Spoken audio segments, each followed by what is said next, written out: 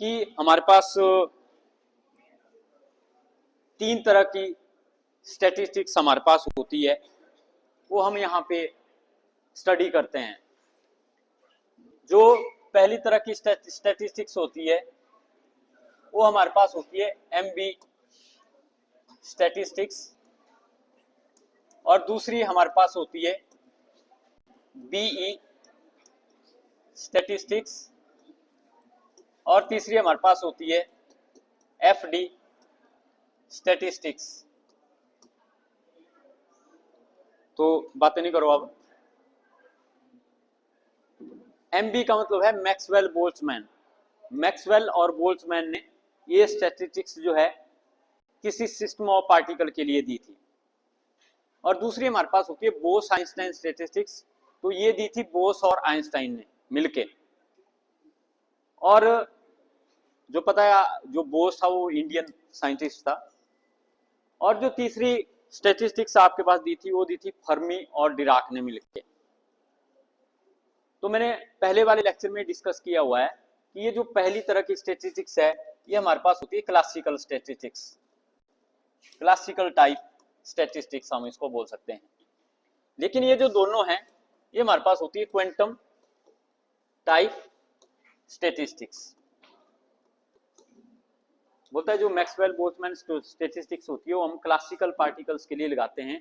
और classical particle हमारे पास जो ऐसे पार्टिकल होते हैं जिनको हम आइडेंटिफाई कर सकते हैं डेली लाइफ में, थोड़े से बड़े होते हैं साइज में, तो ऐसे पार्टिकल के लिए हम क्लासिकल स्टैटिस्टिक्स लगाते हैं। जैसे गैस के मॉलिक्यूल्स हो गए, किसी कंटेनर में गैस के मॉलिक्यूल्स हमारे पास हो गए, तो उस गैसियस सिस्टम के लिए हम मॉलिक्यूल्स के लिए हम जो है यहाँ पे मैक्सवेल बोल्ट्जमैन स्टैटिस्टिक्स लगाते हैं। और इसको हम लगाएंगे भी, आगे देखेंगे जो एक्सप्रेशन है उनको हम करेंगे। लेकिन जो बोस आइंस्टाइन स्टैटिस्टिक्स है ये बोसोन्स के लिए हम लगाते हैं। और बोसोन्स हमारे पास क्या होते हैं, फोटोन्स, फोटोन्स और मिजोन्स। तो आपको पता है फोटोन क्या होते हैं, फोटोन बहुत लाइट पार्टिकल होते हैं, मासलेस पार्टिकल होते हैं जिनका मास नहीं होता हमारे पास। तो ये आप क्वांटम मैकेनिक्स में पढ़ते हैं, ये आप थर्ड ईयर में इसको डिटेल में एलिमेंट्स ऑफ मॉडर्न फिजिक्स में पढ़ेंगे। तो जो लाइट के फोटोन होते हैं हम क्या बोलते हैं, light is a particle because light consists of photons. तो जो लाइट के अंदर फोटोन्स होते हैं जिनकी एनर्जी हमारे पास फोटोन की जो है एच न्यू के बराबर होती है, E equal to h nu. एक फोटोन की इतनी एनर्जी होती है, वो डिपेंड करती है एच आपका प्लैंक्स कांस्टेंट और न्यू उसकी फ्रीक्वेंसी। तो इसलिए बोसोन्स, अगर हमारे पास एक ऐसा सिस्टम है जिसके अंदर बोसोन्स हैं, मतलब हमारे पास ऐसा कौन सा सिस्टम होगा जब हम ब्लैक बॉडी रेडिएशन करेंगे। ब्लैक बॉडी रेडिएशन में क्या होता है, वो जो हम ब्लैक बॉडी को हीट करते हैं तो रेडिएशन निकलती है, तो उसकी जो रेडिएशन होंगी उन रेडिएशन में हमारे पास जो फोटोन्स होंगे। इसलिए जो आपने गर्म कंटेनर प्रैक्टिकल में भी देखा, उसको आपने हीट किया, उसको हीट करने से उस कंटेनर के अंदर रेडिएशन आपकी जनरेट होंगी, और उन रेडिएशन से हम बोलेंगे कि रेडिएशन बन रही है तो उनके फोटोन भी हमारे पास होंगे। तो वहां पे हम ऐसे सिस्टम की बात करेंगे कि वो हमारे पास फोटोन का सिस्टम है। और थर्ड जो सिस्टम होता है वो तो हमारे पास फर्मी डिराक स्टैटिस्टिक्स, और ये जो सिस्टम है ये लगता है आपके पास फर्मियंस के लिए। और फर्मियंस आपके पास क्या होते हैं, इलेक्ट्रॉन, न्यूट्रॉन, प्रोटॉन। तो ऐसे पार्टिकल हमारे पास जो फर्मियन होते हैं, फर्मियन आगे हम डिफाइन भी करेंगे इनको प्रॉपर्ली कि फर्मियन और बोसोन क्या होते हैं। बोसोन्स वो पार्टिकल होते हैं जिनकी स्पिन इंटीग्रल होती है, मतलब NH क्रॉस। तो बोसोन्स हमारे पास ऐसे पार्टिकल होते हैं जिनकी स्पिन NH क्रॉस हमारे पास होती है, या H क्रॉस की वैल्यू हमारे पास जो है H/2 पाई होती है। ये आगे भी हम डिटेल में इसको करेंगे। तो बोलता है कि हमारे पास ऐसे पार्टिकल जिनकी spin integer multiple of H cross होती है उनको हम बोसोन बोलते हैं। लेकिन जो फर्मियंस होते हैं, फर्मियंस हमारे पास ऐसे पार्टिकल होते हैं जिनकी स्पिन NH क्रॉस बाई 2 होती है, मतलब हाफ इंटीग्रल वैल्यू जिसमें होती है N/2, जिनमें डिवाइडेड बाय 2 होता है। तो जिनमें डिवाइडेड बाय 2 होता है वो हमारे पास फर्मियन होता है। आपको पता है इलेक्ट्रॉन की स्पिन कितनी होती है, 1/2, लेकिन वो होती है 1/2 H क्रॉस, तो इसलिए हम उनको फर्मियन बोल देते हैं। न्यूट्रॉन की स्पिन भी H क्रॉस बाई 2 होती है, प्रोटॉन की स्पिन भी H क्रॉस बाई 2 होती है। तो कुछ पार्टिकल होते हैं उनकी स्पिन H क्रॉस बाई 2 होती है, तो उनको हम बोल देते हैं फर्मियंस। और जिनकी स्पिन होती है इंटीजर NH क्रॉस, तो वो आपके जैसे मिजोन हो गए, फोटोन हो गए, इनकी स्पिन इंटीजरल होती है, तो इसलिए हम इनको बोसोन बोलते हैं।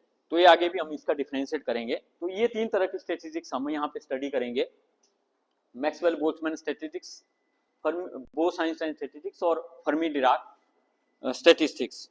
तो इनका जो पॉइंट ऑफ डिफरेंस है वो मैंने लेक्चर में आपको डिस्क्राइब किया हुआ है। फिर हमारे पास जो नेक्स्ट आर्टिकल है वो मैंने वहां पे लास्ट आर्टिकल जो किया था वो हमने बोला था basic approach in three statistics. मतलब हम क्या करेंगे, जब इन 3 स्टैटिस्टिक्स को स्टडी करेंगे, एक कॉमन सी चीज है वो हम तीनों में करेंगे, मतलब कुछ चीज हम अप्लाई करेंगे तीनों स्टैटिस्टिक्स में, तो बताइए तीनों में ही हम एक ही अप्लाई करेंगे, और इसलिए हम इसको बेसिक अप्रोच बोल देते हैं इन ऑल दी 3 स्टैटिस्टिक्स। जो हमारे पास तीनों स्टैटिस्टिक्स है, इनके केस में हम एक ही कॉमन बेसिक अप्रोच लगाएंगे। तो उसके बारे में मैंने लास्ट लेक्चर में बात भी की है, और वो बेसिक अप्रोच हमारे पास क्या है, जो पहला वहां पे मैंने डिस्कस किया था कि हमारे पास D by D of L N of W is equal to 0, कि जो हमारे पास मोस्ट प्रोबेबल मैक्रो स्टेट होती है, मोस्ट प्रोबेबल मैक्रो स्टेट के केस में जो थर्मोडायनेमिक प्रोबेबिलिटी होती है वो मैक्सिमम होती है। तो अगर थर्मोडायनेमिक प्रोबेबिलिटी मैक्सिमम होगी तो उसका डेरिवेटिव 0 होगा। तो आपको पता है कोई चीज जब मैक्सिमम होती है उसका डेरिवेटिव 0 होता है, हमने पहले भी डिस्कस किया हुआ वेव एंड मैकेनिक्स में। तो बोलता है मोस्ट प्रोबेबल मैक्रो स्टेट हमारे पास वही होती है जिसमें नंबर ऑफ मैक्रो स्टेट सबसे ज्यादा होती है।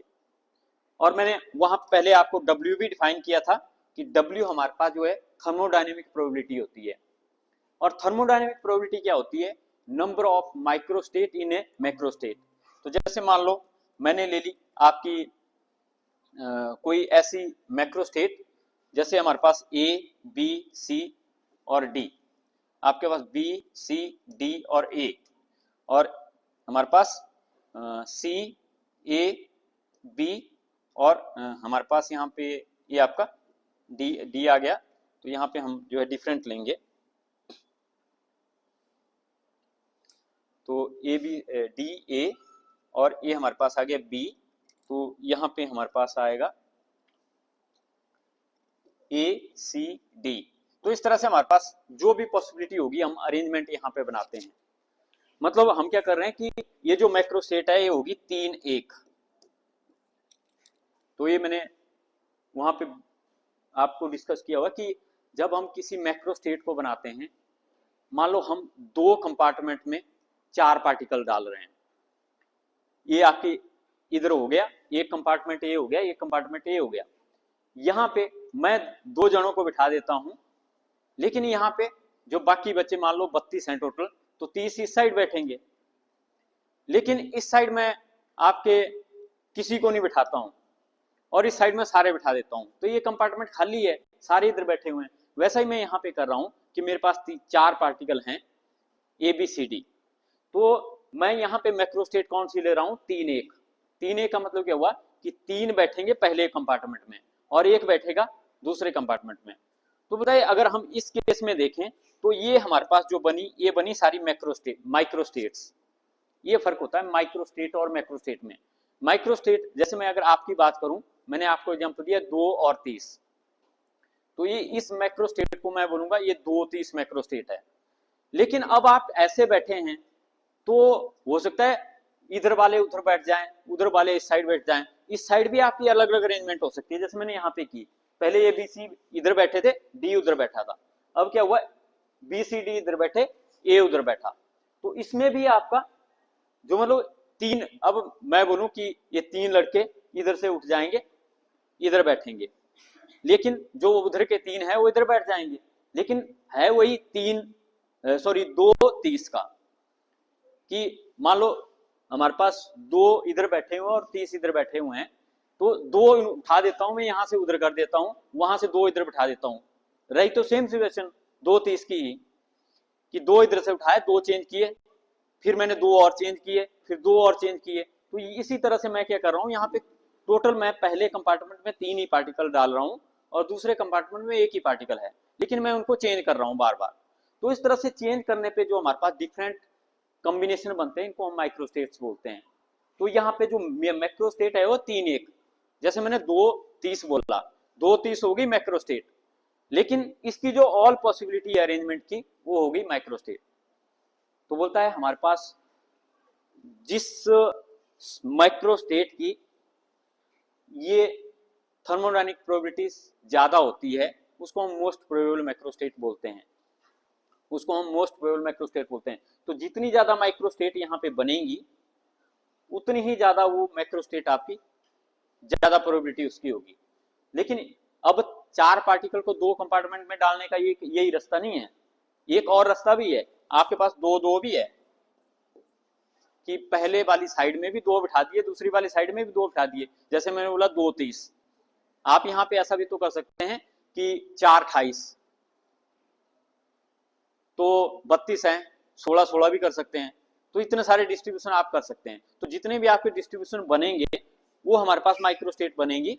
लेकिन जो मैंने यहाँ पे बोला, एक बोला मैंने 3-1 कि पहले कंपार्टमेंट में 3 और दूसरे में 1, और यहाँ पे मैं बोल रहा हूँ 2-2, लेकिन टोटल पार्टिकल है 4 ही है, तो 2 एक में 2 दूसरे में। तो अब ये माइक्रोस्टेट है 2-2 की होगी। अब आपके पास और कॉम्बिनेशन बनेंगे, कैसे? ए बी इधर, सी डी इधर, और ए सी इधर, और जो बी डी इधर। तो इस तरह से हम डी सी इधर और ए बी इधर, तो इस तरह से हमारे पास और भी इसकी माइक्रोस्टेट बनेंगी। अब ये बोलता है कि जिस कॉम्बिनेशन की सबसे ज्यादा माइक्रोस्टेट बनती हैं उसको हम मोस्ट प्रोबेबल माइक्रोस्टेट बोलते हैं। तो पीछे आपके टेबल दिए हुए बुक में, उन टेबल को जरूर स्टडी करना। जो आपका फर्स्ट चैप्टर है उसमें टेबल दिया हुआ है और वहां पे दिया हुआ है कि आपने 2 पार्टिकल 2 कंपार्टमेंट में डालने हैं। ये 2 कंपार्टमेंट है, इसमें 2 पार्टिकल डालने हैं। तो उनको डालने का क्या तरीका है? या तो दोनों पहले में दूसरा खाली, या तो एक पहले में एक दूसरे में, या तो दूसरा पहले में या ये इधर, या पहला खाली दोनों इधर। तो ये आपके पास इसकी 4 माइक्रोस्टेट बनी। लेकिन हमारे पास जो कॉम्बिनेशन है यहाँ पे इस केस में, ये इससे रिलेटेड जो हमारे पास है इसको हम बोलेंगे 2-0 माइक्रोस्टेट, क्योंकि 2 पार्टिकल इसमें है, ये बिल्कुल खाली है। लेकिन ये जो दोनों हैं इसको हम बोलेंगे 1-1 माइक्रोस्टेट, और ये जो हमारे पास है इसको हम बोलेंगे 0-2 माइक्रोस्टेट। तो यहाँ पे 2 ही पार्टिकल हैं 2 कंपार्टमेंट में, इसलिए जो नंबर ऑफ माइक्रोस्टेट बन रही है वो यहाँ पे 2 बनी सिर्फ। इस माइक्रोस्टेट की 1-1 की 2 माइक्रोस्टेट बनी, लेकिन जो 2-0 हमारे पास माइक्रोस्टेट है उसकी 1 ही माइक्रोस्टेट बनी। तो बोलता है जिस माइक्रोस्टेट की सबसे ज्यादा माइक्रोस्टेट बनेंगी वो मोस्ट प्रोबेबल होती है। तो इसलिए इस केस में ये आपकी मोस्ट प्रोबेबल है। उसी तरह से आपने 3 पार्टिकल को 2 कंपार्टमेंट में डालना है, ये वो कॉम्बिनेशन है। ये 4 वाला है, सॉरी ये 4 वाला है। 3 वाला हमारे पास क्या रहेगा? आपके पास 3 पार्टिकल रहेंगे ए बी सी। तो हमने 2 कंपार्टमेंट में डालना है, तो कैसे हम डाल सकते हैं? ए बी इधर, सी इधर, बी इधर, हमारे पास ए सी इधर, और डी नहीं आएगा इसमें, ए इधर, और हमारे पास जो आपका बी सी हमारे पास इधर। तो एक तरीका है कि 2 एक में और 1 दूसरे में, 3 पार्टिकल हमने डाल लिए, तो ए आ गई हमारे पास कौन सी? 2-1 वाली माइक्रोस्टेट।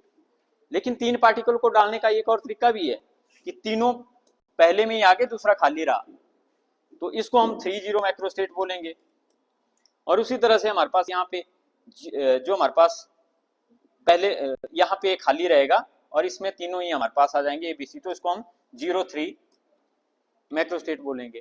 तो आप उन टेबल को देखना, वहां पे टेबल से आपको बहुत कुछ पता चलेगा कि हमने कैसे अरेंज किए हुए हैं। तो माइक्रोस्टेट का मतलब होता है कि हमारे पास आपने पार्टिकल चेंज किए, पार्टिकल को चेंज करने से आपके पास जो कितनी स्टेट बनेगी, ऐसा तो नहीं कि बहुत ज्यादा बनेगी।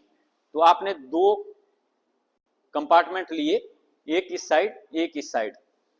आप समझने के लिए ये सोच लो भाई यहाँ पे 3 ही पार्टिकल, 3 ही लोग बैठे हुए हैं। आपने इनको दोनों साइड बिठाना है, तो आप किस किस तरह से बिठा सकते हैं? 3 पार्टिकल, कभी आप तीनों को इधर ही बिठा सकते हैं, कभी आप तीनों को इधर ही बिठा सकते हैं खाली, कभी 2 इधर बिठा लिए, 1 इधर बिठा लिया। तो जितने भी हमारे पास ऑल कॉम्बिनेशन बनेंगे उन सभी कॉम्बिनेशन को हम बोलेंगे माइक्रोस्टेट। लेकिन जो हमारे पास एक जैसा है, जैसे ये इसमें भी एक है, इसमें भी एक है, इसमें भी एक है, इसमें भी एक है, जैसे आपने क्या किया, 2 लोग इधर बैठ गए, 2 लोग इधर बैठ गए, तो वो होगी 2-2 मैक्रोस्टेट, उसको हम बोलेंगे 2-2 मैक्रोस्टेट। लेकिन आपने क्या किया कि अब उन दोनों को आपने पहचान लिया, कभी आप बोल रहे हैं कि राम इधर बैठ रहा है, श्याम इधर बैठ रहा है, कभी आप बोल रहे हैं कि खुशवंत इधर बैठ रहा है, या इस तरह से आप बात कर सकते हैं। उस केस में जब आपकी आइडेंटिफिकेशन होगी तो वो माइक्रोस्टेट आपके पास बनेगी, उनको हम माइक्रोस्टेट बोलेंगे। आप यहाँ पे एबीसी को आइडेंटिफाई कर रहे हैं, मतलब ये हमारे पास, इनको हम डिस्टिंग्विशेबल पार्टिकल बोलते हैं, जिनको हम डिस्टिंग्विश कर सकते हैं, जिनको हम पहचान सकते हैं। तो ये हमने ऑलरेडी जो है पहले किया हुआ है। तो यहाँ पे मैं चला था थर्मोडायनेमिक प्रोबेबिलिटी से हमारे पास, कि हमारे पास जो थर्मोडायनेमिक प्रोबेबिलिटी है, जो हमारे पास थर्मोडायनेमिक प्रोबेबिलिटी है W, W का मतलब होता है number of microstate in A given macrostate. और मैंने बोला कि जब किसी मैक्रोस्टेट में सबसे ज्यादा माइक्रोस्टेट होंगी, मतलब उस स्टेट की थर्मोडायनेमिक प्रोबेबिलिटी सबसे ज्यादा होगी और वो मोस्ट प्रोबेबल मैक्रोस्टेट होगी, इसलिए वहां पे कंडीशन हमारे पास क्या बनेगी, अगर थर्मोडायनेमिक प्रोबेबिलिटी किसी मैक्रोस्टेट की मैक्सिमम है, मतलब W अगर मैक्सिमम है, तो ln ऑफ W का डेरिवेटिव हम लेंगे तो वो 0 आना चाहिए, क्योंकि मैक्सिमम जब कहीं पे हम लेते हैं तो उसमें जो चेंज होता है वो हम 0 कंसिडर करते हैं मैक्सिमा के केस में। मैथमेटिक्स में भी आपने देखा है कि जहां पे मैक्सिमा आता है वहां पे डेरिवेटिव हम 0 लेते हैं। तो अगर W मैक्सिमम है तो W का डेरिवेटिव हम 0 लेंगे, लेकिन बोलता है हमने यहाँ पे ln भी जोड़ा हुआ है, तो बोलता है जो ln है वो log हम इसलिए जोड़ते हैं क्योंकि जब कोई बड़ी क्वांटिटी है log लेके वो छोटी हो जाती है।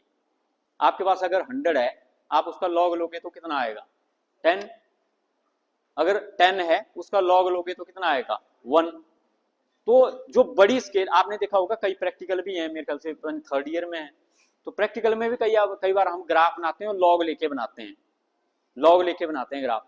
वो इसलिए बनाते हैं क्योंकि वहां पे जो स्केल है वो आपकी छोटी हो जाती है, जब आप ग्राफ पेपर पे उसको प्लॉट करेंगे तो उसकी स्केल ग्राफ पेपर पे आ जाएगा ग्राफ, लेकिन अगर वैसे आप प्लॉट करेंगे तो बहुत बड़े बड़े नंबर उसमें आएंगे। तो इसलिए यहाँ पे स्टैटिस्टिकल मैकेनिक्स में जो हमारे पास डाटा होता है वो बहुत ज्यादा होता है, तो इसलिए जो हमारे पास कई बार W है वो हम बहुत ज्यादा आपका आ जाता है, तो हम इसलिए ln कई जगह यहाँ पे जो है यूज करते हैं। तो पहली तो अप्रोच हम ये कंसीडर करते हैं कि हमारे पास जो dln ऑफ W है वो हम 0 लेते हैं मोस्ट प्रोबेबल स्टेट के लिए, और जो मोस्ट प्रोबेबल स्टेट होती है वो आपकी इक्विलिब्रियम स्टेट भी हम उसको बोलते हैं। अब कोई चीज ज्यादा आपकी हो रही है, मैं बोलता हूँ कि आप एक पेंडुलम को बार बार ऑसिलेट कर रहे हैं, वो बार बार आके बीच में ही खड़ा हो रहा है, आप उसको ऑसिलेट कर रहे हो, जा तो इधर उधर रहा है, लेकिन ज्यादा टाइम वो कहाँ रुकेगा आपका बीच में, जब वो स्टॉप हो जाएगा तो बीच में रुकेगा। अब कोई चीज बार बार आपकी होती है, आप बोलते कि यही है मेन, बाकी तो नहीं है, तो उसको आप स्टेबल स्टेट मान लेते हैं, उसको आप इक्विलिब्रियम स्टेट मान लेते हैं।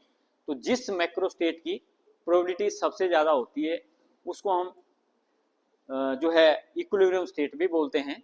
तो इसलिए हम क्या बोलते हैं कि इक्विलिब्रियम स्टेट के केस में हमारे पास जो थर्मोडायनेमिक प्रोबेबिलिटी है उसका डेरिवेटिव है वो हमारे पास जो 0 हमारे पास होता है। तो ये अप्रोच हम जो है पहले टाइप और दूसरे टाइप और तीसरे टाइप में, तीनों में ये अप्रोच वहां यहाँ पे जो है यूज करेंगे। और जो हमारे पास दूसरी अप्रोच है हमारे पास कि हमारे पास जो dn is equal to summation of i dni equal to 0, ये भी हम लेते हैं। और जो तीसरी अप्रोच है हमारे पास वो है हमारे पास du equal to summation of i equal to 1 to n ui into dni equal to 0। तो ये दो हम और एक्स्ट्रा लेते हैं, ये आपकी आर्टिकल में भी आएगी, तो वहां पे मैं आपको इनको दोनों को डिटेल में अभी डिस्कस करूंगा मैक्सवेल बोल्ट्जमैन स्टैटिस्टिक्स में केस। यहाँ पे जो n है वो है आपके पास नंबर ऑफ पार्टिकल्स, n हमारे पास है नंबर ऑफ पार्टिकल्स। बोलता है जब हम किसी सिस्टम को लेते हैं तो उसमें जो नंबर ऑफ पार्टिकल हैं उसको हम कांस्टेंट रखते हैं। तो अगर n हमारे पास कांस्टेंट है तो उसका जो डेरिवेटिव होगा वो हमारे पास 0 होगा। तो इसलिए हम क्या बोल रहे हैं कि dn इज इक्वल टू 0, क्योंकि किसी सिस्टम के अंदर नंबर ऑफ पार्टिकल हमारे चेंज नहीं करते। फॉर एग्जाम्पल आप कोई बक्सा लेते हैं, गैस कंटेनर लेते हैं, या कोई बंद ग्लास का कंटेनर लेते हैं और उसके अंदर कोई गैस डाल देते हैं, आप उसको बिल्कुल बंद कर देते हैं। अब उस कंटेनर के अंदर जो गैस के मॉलिक्यूल हैं वो मूव तो होंगे सारे, कोई दीवार के साथ टकराएगा, उसके कोई उसके छत के साथ टकराएगा, कोई आपस में टकराएंगे, लेकिन वो बाहर नहीं आएंगे। तो इसलिए हम क्या बोलेंगे, जितने मॉलिक्यूल, अगर 1000 मॉलिक्यूल गैस के उसके अंदर हैं तो अंदर वो 1000 ही रहेंगे, वो चेंज नहीं होंगे। अगर वो चेंज नहीं होंगे तो there will be no change in molecules, so dn will be equal to 0। और समीशन ऑफ dni का मतलब कि हमारे पास जो ith कंपार्टमेंट है उसमें हमारे पास जो, अगर आप सभी का मतलब फर्स्ट कंपार्टमेंट में, दूसरे में, तीसरे में, चौथे में, हमारे पास टोटल अगर आप सभी का करेंगे, हमारे पास जो नंबर ऑफ मॉलिक्यूल हैं तो उनका आप डेरिवेटिव लेंगे, मतलब there will be no change in total number of molecule, तो उसको हम यहाँ पे 0 लेते हैं। और फिर हम वैसे ही एनर्जी की भी बात करते हैं। हम क्या करते हैं कि एक ऐसा बक्सा लेते हैं जो आइसोलेटेड हो। आपने आइसोलेटेड सिस्टम के बारे में पढ़ा हुआ है, 3 तरह के सिस्टम हमारे पास होते हैं, ओपन, क्लोज, आइसोलेटेड। तो ओपन सिस्टम तो एनर्जी और पार्टिकल दोनों एक्सचेंज करता है। ओपन सिस्टम क्या हुआ, आपने डस्टबिन ले लिया, डस्टबिन में गैस डाली तो वो क्या होगी, वो तो बाहर निकल जाएगी, वहां से उसके मॉलिक्यूल, तो एक ओपन सिस्टम है। क्लोज सिस्टम क्या हुआ, जो मैंने अभी आपको बताया, आपने एक शीशे का ग्लास लिया बंद बिल्कुल, उसमें गैस डाली, पार्टिकल नहीं बाहर निकलेंगे, लेकिन जो उनकी एनर्जी है that can be exchange with the surrounding, वो आपकी सराउंडिंग के साथ एक्सचेंज हो सकती है। अगर गैस हीट है आपकी, मान लो गैस आपने गर्म करके डाली हुई है उसमें, तो क्या होगा, थोड़ी देर बाद वो ठंडी हो जाएगी, भले ही आपने उसको बंद करके रखा हुआ है, क्योंकि क्लोज सिस्टम में एनर्जी आपकी एक्सचेंज हो जाती है लेकिन पार्टिकल नहीं एक्सचेंज होते। और फिर हमारे पास आता है last isolated system. Isolated system क्या होता है, जिसमें ना तो एनर्जी एक्सचेंज होती है ना तो पार्टिकल एक्सचेंज होती है। फॉर एग्जांपल जो थर्मस फ्लास्क होती है आपकी, थर्मस फ्लास्क में आप चाय डालते हैं तो वो शाम तक कई बार गर्म रहती है, क्यों, क्योंकि आपको उसमें जो आइसोलेट बनाया हुआ है, तो उस केस में एनर्जी भी आपकी सराउंडिंग के साथ एक्सचेंज नहीं करती। तो वैसा ही हम यहाँ पे भी करेंगे कि जब सराउंडिंग के साथ एनर्जी बिल्कुल नहीं एक्सचेंज होगी तो du, there will be no change in energy of the system, du will be 0। du 0 का मतलब there will be no change in the energy, u है यहाँ पे हमारे पास एनर्जी। तो ये जो एनर्जी से रिलेटेड, हीट से रिलेटेड है, ये हम थर्मल फिजिक्स वाले पोर्शन में करेंगे जो आगे है डिटेल में। लेकिन अभी हम बात करें कि 3 जो हमारे पास बेसिक अप्रोच है, ये हम तीनों तरह की स्टैटिस्टिक्स में जो है अप्लाई यहाँ पे करते हैं। और जो हमारे पास चौथी चीज है वो हम मेथड ऑफ लैग्रेंजियन मल्टीप्लायर भी यूज करेंगे, तो ये दोबारा वहां पे आएगा हमारे पास ये चीजें। तो हम स्टार्ट करते हैं मैक्सवेल बोल्ट्जमैन स्टैटिस्टिक्स।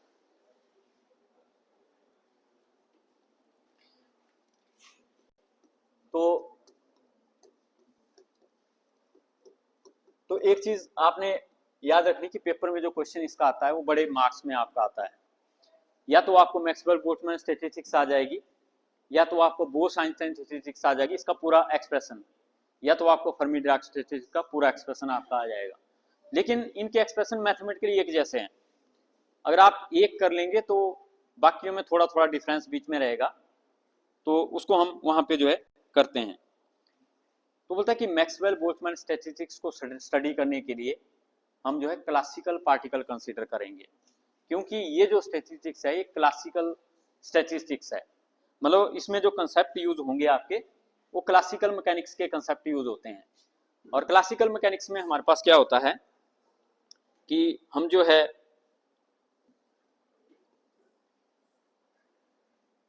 इस तरह से आपके पास लेंगे, ये हमारे पास क्या है, ये आपका आइसोलेटेड सिस्टम है, ये आपका आइसोलेटेड सिस्टम है। आइसोलेट कैसे करते हैं आप, आपने थर्मस फ्लास्क देखी होगी, उसके बीच में खाली जगह छोड़ी होती है ताकि हीट बाहर नहीं निकले, एनर्जी आपकी बाहर नहीं निकले। Heat is a form of energy. तो इसके अंदर आप जो है गैस कंटेनर के अंदर एक आइडियल गैस यहाँ पे डाल देंगे।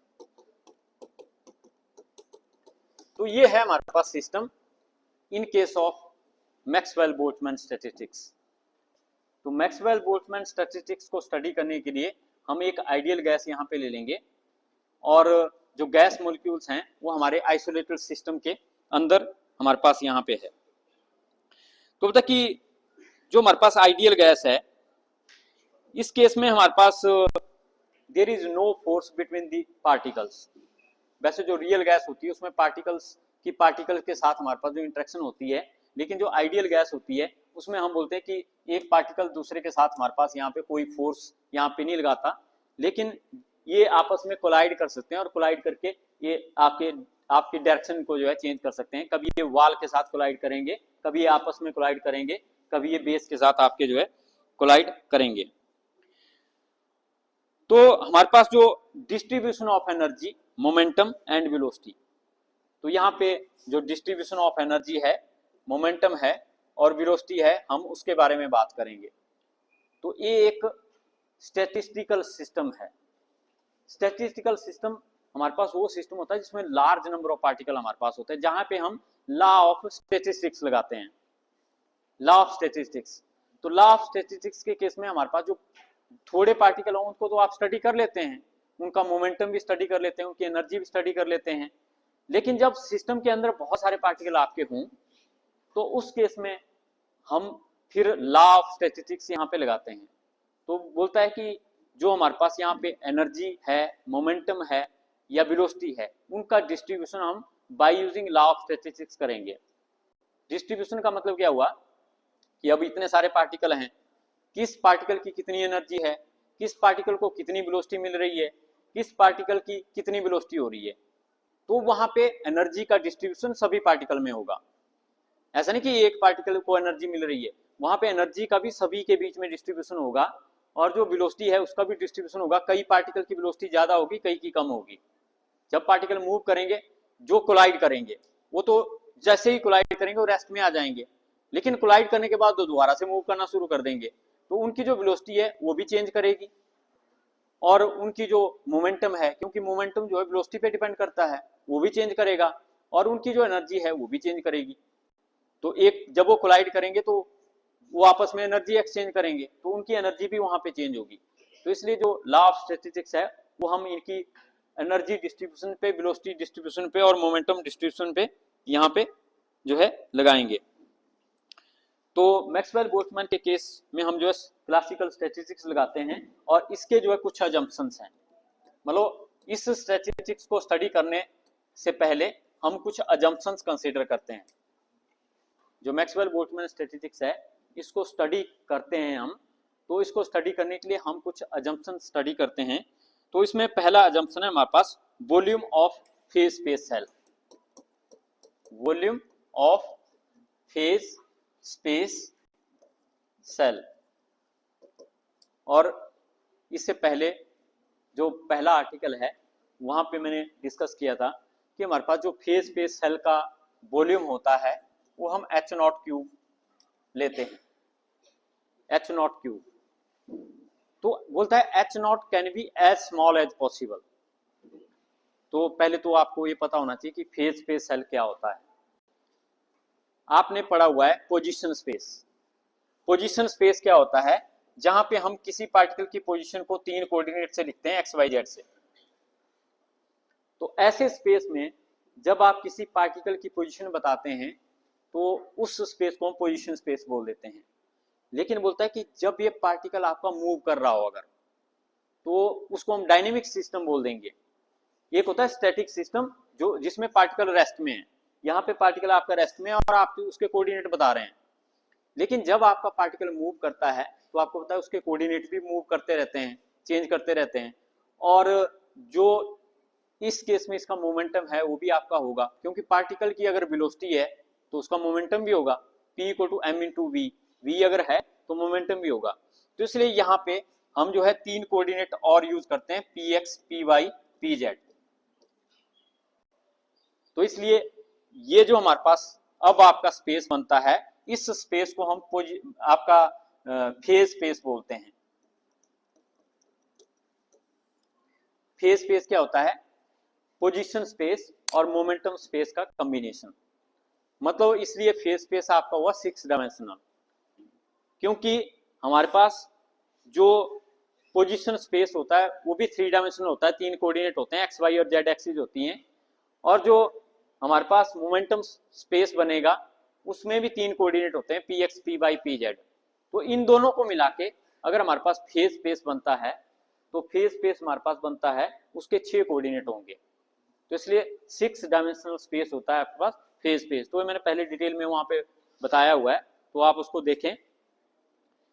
तो ये हमारे पास इस तरह से, तो बोलते हैं ये जो फेज स्पेस में जब हम एक वॉल्यूम लेते हैं, आप पहले देखते थे कि अगर हमारे पास ऐसा पोजीशन स्पेस होता था, उसमें आप एक छोटा सा वॉल्यूम अगर लेते थे तो ये वॉल्यूम हमारे पास होता है D X, D Y, D Z, लेकिन ये था पोजीशन स्पेस वॉल्यूम। लेकिन बोलता है कि अगर हम इसको फेज स्पेस वॉल्यूम आपका फेज स्पेस के केस में लेते हैं, अगर फेज स्पेस के केस में लेते हैं तो बोलता है कि it is the multiplication of these and multiplication of delta P X, delta P Y, delta P Z. तो ये हमारे पास होता है volume of the phase space cell. Cell होता है सबसे छोटा पार्ट, तो फेज स्पेस सेल का सबसे कम छोटा पार्ट हमारे पास उसका वॉल्यूम होगा। तो बोलता है ये हम लेते हैं एच नॉट क्यूब। लेकिन क्लासिकल मैकेनिक्स के केस में, क्लासिकल मैकेनिक्स के केस में जो फेज स्पेस सेल का वॉल्यूम होता है वो एच नॉट क्यूब। ये आपने याद रख लेना, क्योंकि ये आपका 1 नंबर का क्वेश्चन जो है कहीं भी पूछ सकते हैं, चाहे कोई एंट्रेंस है कुछ भी है, कि क्लासिकल मैकेनिक्स में या क्लासिकल स्टैटिस्टिक्स के केस में जो फेज स्पेस सेल का वॉल्यूम होता है वो एच नॉट क्यूब होता है। और ये जो एच नॉट क्यूब है ये कितना भी छोटा आप ले सकते हैं, कोई लिमिट नहीं है। आप बोलते हैं कि हमने ये जो वॉल्यूम लेना है वो एज स्मॉल एज पॉसिबल लेना है, जितना छोटा आप इसको ले सकते हैं वो आपने लेना है। तो ये हमारे पास इस क्लासिकल स्टैटिस्टिक्स का अजम्पशन है।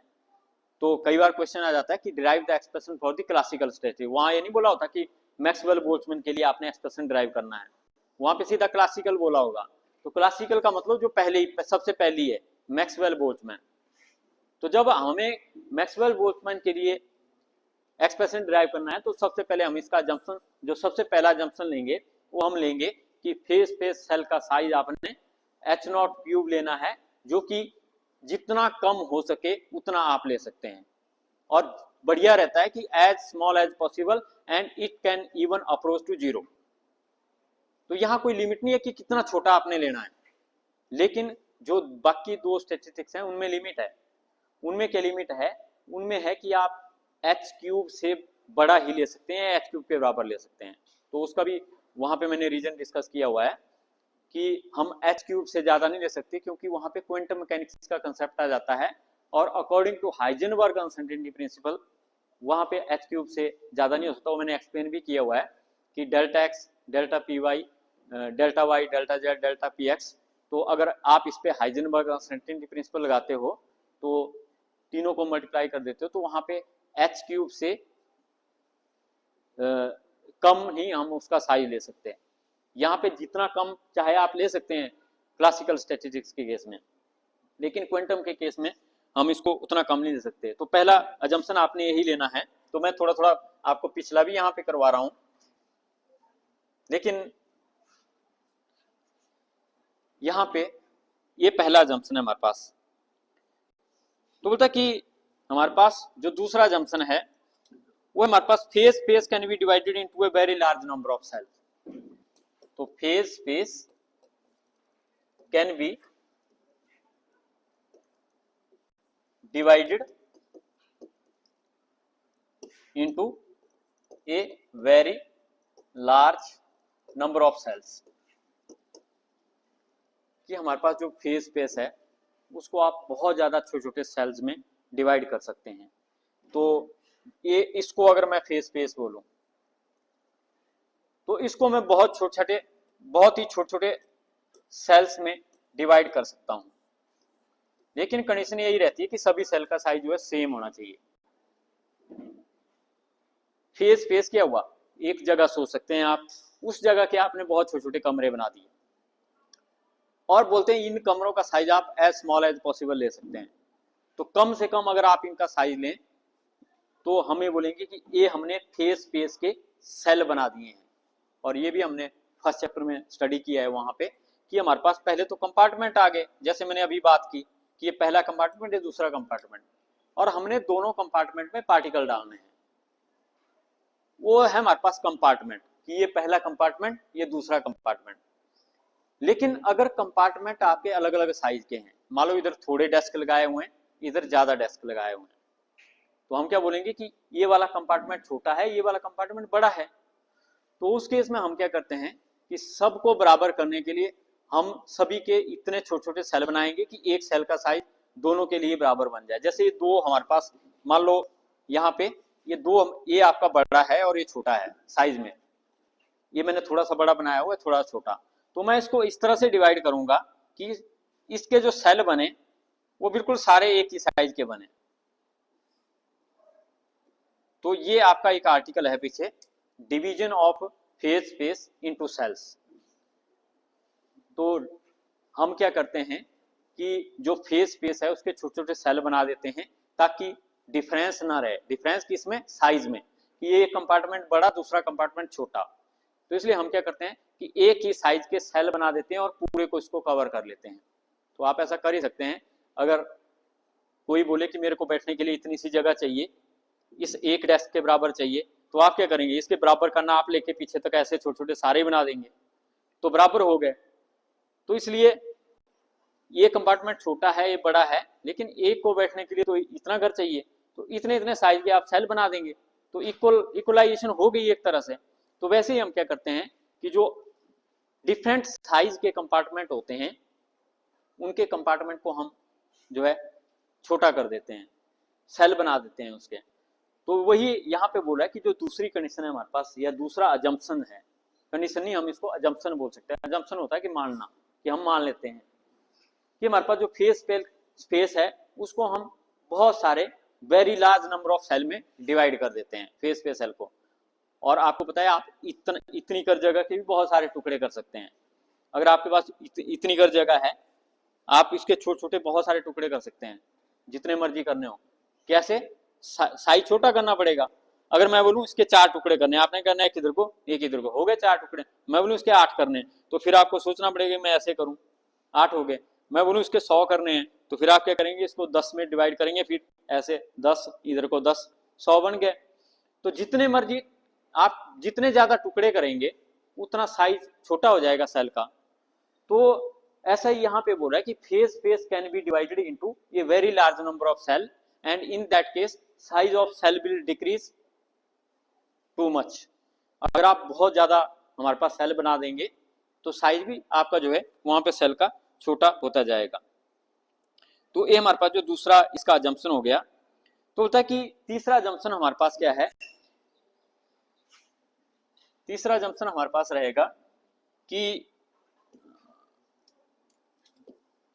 ये number of particle can occupy a phase space cell, any number of particles can be occupied by a phase space cell। तो ये इस स्टैटिस्टिक्स में थोड़ा सा मतलब अलग चीज है।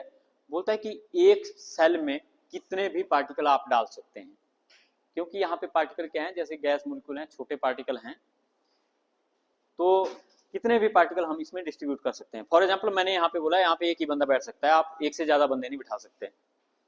लेकिन ये स्टैटिस्टिक्स बोलती है कि यहाँ पे गैस मॉलिक्यूल हैं आपके पास, बहुत छोटे पार्टिकल हैं, तो आप एक स्पेस के अंदर कितने भी पार्टिकल आप डाल सकते हैं। जो आपने छोटा सा सेल बनाया उसमें आप एनी नंबर ऑफ पार्टिकल यहाँ पे डाल सकते हैं, कोई लिमिट नहीं है। एक सेल में कोई लिमिट नहीं है कि आपने इतने ही पार्टिकल यहाँ पे डालने हैं। तो एक सेल में हम कितने बहुत सारे पार्टिकल डाल सकते हैं, और ऐसा तभी पॉसिबल होगा अगर हम एक पार्टिकल को एक पॉइंट के बराबर माने कि एक पार्टिकल जो एक पॉइंट के बराबर है, तो इसमें हम जो है ऐसे पार्टिकल यहाँ पे डाल सकते हैं। तो there is no restriction on the particle. कोई रिस्ट्रिक्शन नहीं है। ये हमारे पास क्लासिकल में होता है ऐसा, क्लासिकल में कोई रिस्ट्रिक्शन नहीं है। लेकिन जब हम क्वांटम की तरफ जाएंगे तो वहाँ पे रिस्ट्रिक्शन लग जाती है। मैंने पीछे एक टेबल भी डिस्क्राइब किया था लास्ट लेक्चर में कि हमारे पास क्या क्या रिस्ट्रिक्शन जो है तीनों तरह की स्टैटिस्टिक्स में रहती है। तो आपने देखना है इसको, तो क्या क्या रिस्ट्रिक्शन हमारे पास जो तीनों तरह की स्टैटिस्टिक्स में रहती है। तो वहाँ पे जो आपका पॉली एक्सक्लूजन प्रिंसिपल है उसकी वजह से एक सेल में आपके एक ही पार्टिकल रहेगा, ज़्यादा नहीं रहेंगे। लेकिन क्लासिकल स्टैटिस्टिक्स ये बोलती है कि एक सेल में हमारे पास जो कितने भी पार्टिकल रह सकते हैं। और जो हमारे पास चौथा इसका अजम्पशन है तो बोलता है कि particles of system are distinguishable.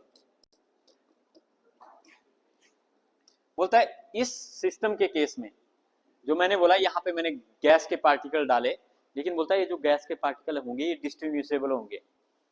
ऐसा नहीं कि आप बोलते हैं कि पार्टिकल के मॉलिक्यूल को तो हम आइडेंटिफाई नहीं कर सकते वहां पे, वो तो छोटे छोटे होते हैं, एक जैसे होते हैं सारे, लेकिन उनको हम उनके सेल से आइडेंटिफाई कर सकते हैं। मैं बोलूं कि मैंने यहाँ पे सारों को देखा है, बाहर से मैं किसी को बोलूं कि अंदर पहली लाइन के दूसरी डेस्क पे ये आदमी बैठा हुआ है, वो तो आपकी आइडेंटिफिकेशन है, लोकेशन आपकी आइडेंटिफिकेशन है भाई किस सेल पे आप बैठे हुए हो, तो उस लोकेशन के हिसाब से आप आइडेंटिफाई कर सकते हो कि, लेकिन ऐसे ये पॉसिबल नहीं है। तो इस तरह से हम बोलते हैं कि particles of the system are distinguishable. Distinguishable क्या होता है? जिसको हम पहचान सकते हैं। वैसे हम एक एक को पहचानते हैं, सारे डिस्टिंग्विशेबल है, सभी डिस्टिंग्विशेबल है, हम सबको डिस्टिंग्विश कर सकते हैं कि कौन किसका नाम क्या है, किस तरह से, इसको हम डिस्टिंग्विश बोलते हैं करना।